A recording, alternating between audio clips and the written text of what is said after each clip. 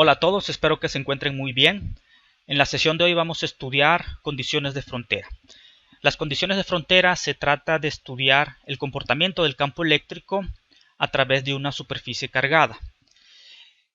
Esto va a ser utilizado más adelante para estudiar guías de onda, para estudiar reflexión y transmisión de ondas electromagnéticas, para estudiar conductores, para estudiar polarización en materiales dieléctricos, etcétera. Entonces va a ser bastante utilizado más adelante y se trata de entender cómo se comporta el campo eléctrico y el potencial eléctrico en la vecindad, justo en la frontera de una superficie cargada.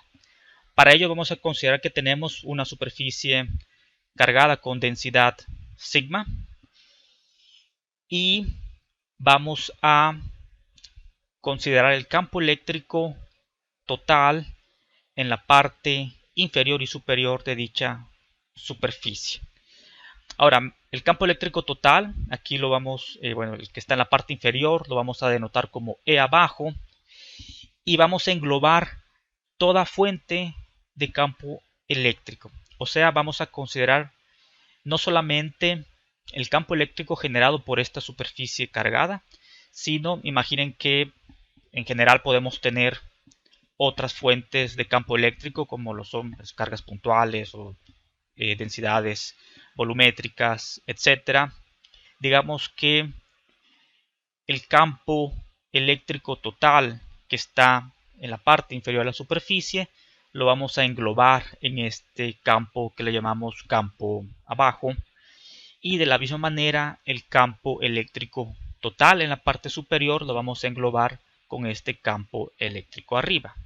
Repito, esto no es el campo eléctrico dado exclusivamente por la superficie. O sea, aquí arriba contiene el campo que produce la superficie, pero además contiene cualquier otro campo que pudiese provenir de otra fuente.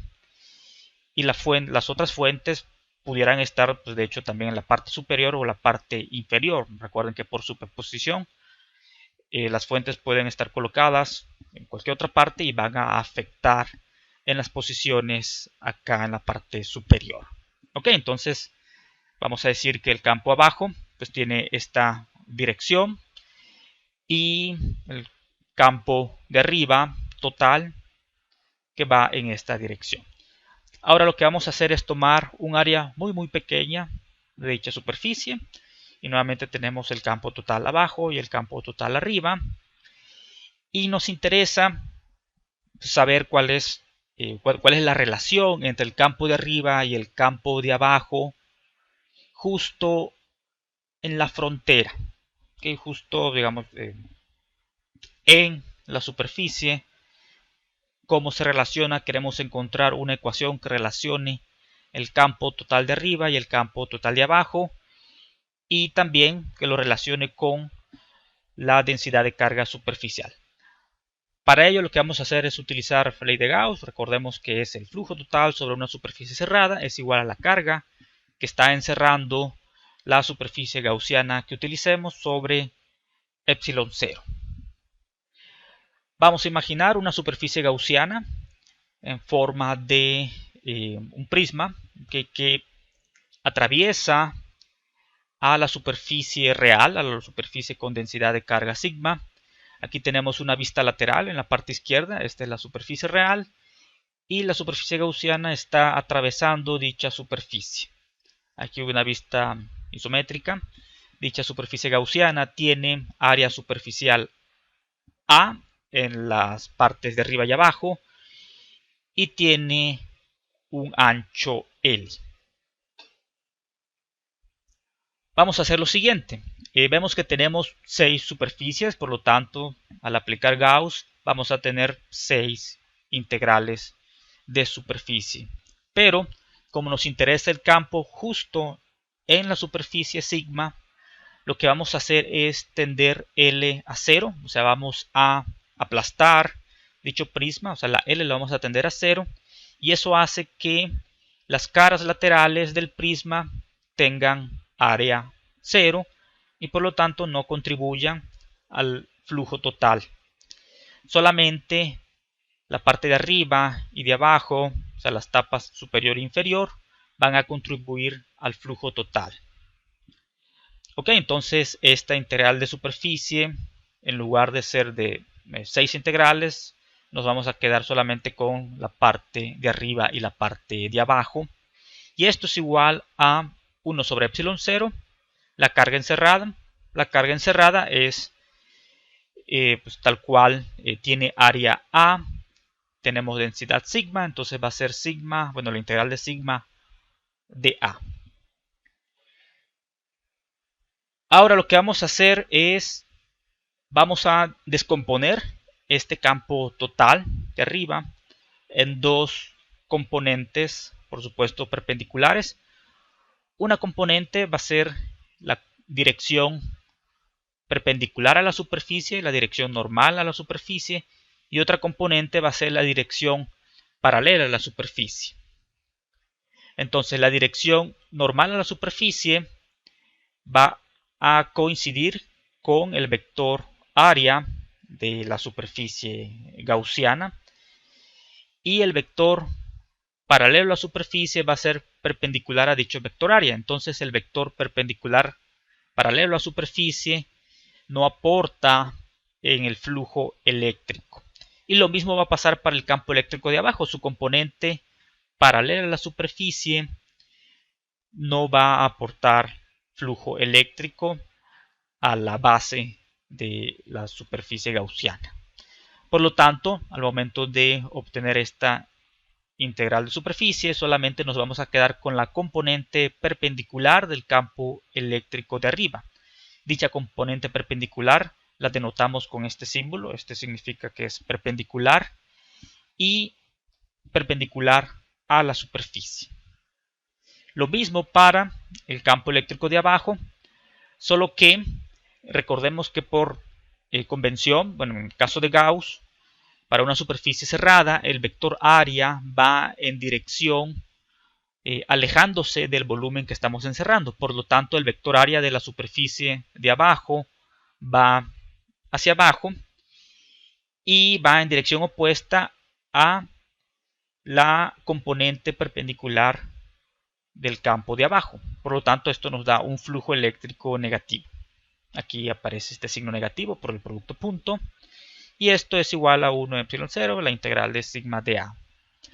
Ahora, como estamos eligiendo un área muy pequeña, por supuesto no tan pequeña como para decir que todo sea cero, sino muy pequeña, para decir que en toda el área la magnitud del campo es constante. ¿Okay? O sea, es tan pequeño el área, digamos como un píxel, que justo en ese píxel el campo tiene la misma magnitud en toda esa área. Entonces eso nos permite sacarlo de la integración y nada más nos queda la integral de área de los diferenciales de área, y eso pues se convierte en el área, que es lo que ocurre aquí. Lo mismo para la sigma, como el área es muy pequeña, la sigma es constante en esa área. ¿Ok? O sea, no asumimos desde un principio, no consideramos que la sigma sea uniforme en la superficie. No, o sea, aquí se logra sacar solamente porque el área es muy pequeña y podemos considerar que en esa área pequeña sigma es constante. Entonces nos queda esta ecuación, podemos eliminar el área y nos quedamos con este resultado final. ¿Okay? ¿Qué nos dice este resultado?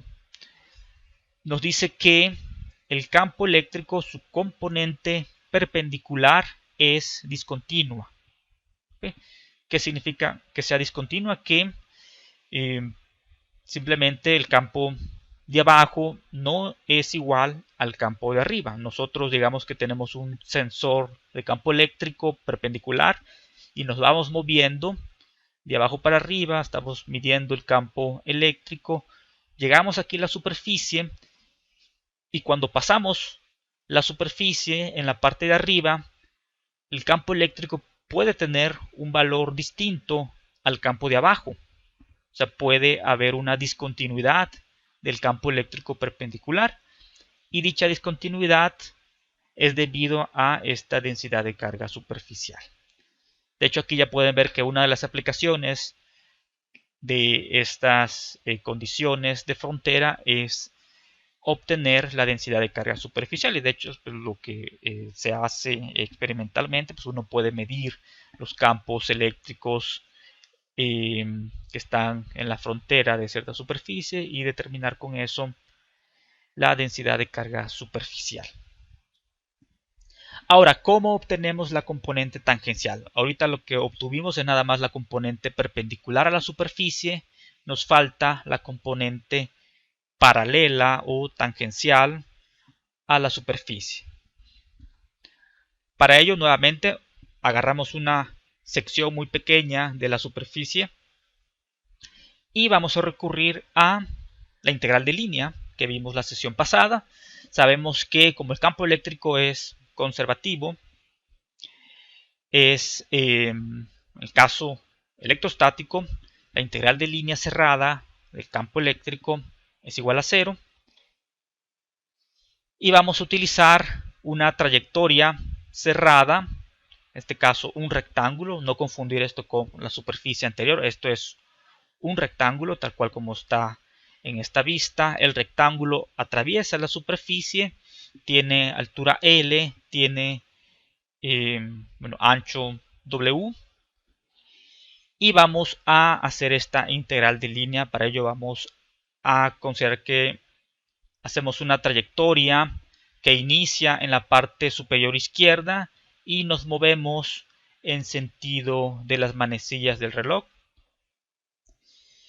Y vamos nuevamente a descomponer los campos en su componente perpendicular y componente paralela a la superficie.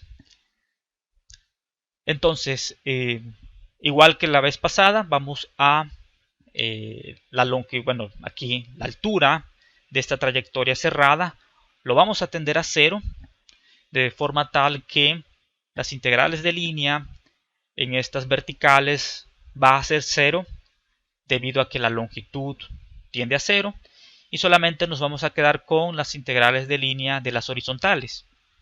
Como nos movemos en sentido de las manecillas del reloj y como estamos seleccionando la dirección hacia la derecha como la dirección positiva de la componente paralela, vemos que la integral de la componente paralela del campo arriba nos va a dar una integral positiva, y luego aquí abajo nos estamos moviendo en dirección contraria a la dirección de la componente paralela del campo de abajo. Entonces la parte de arriba nos va a dar una integral de línea positiva y la parte de abajo una integral de línea negativa. Bien. Ahora, como son de signo contrario, pues esto nos va a dar que la integral tiene que ser igual a 0. Pero vamos a escribirlo en términos de las componentes paralelas. Entonces nos quedamos con estas dos integrales de la parte de arriba, de la parte de abajo. Al descomponer este campo en parte perpendicular y paralela a la superficie, nada más sobrevive por el producto punto la componente paralela. Nos quedamos por lo tanto con esta integración, y aquí aparece el signo negativo que comenté, y esto lo igualamos a 0, ¿okay? Porque es la misma integración. O sea, bueno, sabemos que la integral de línea cerrada es 0, y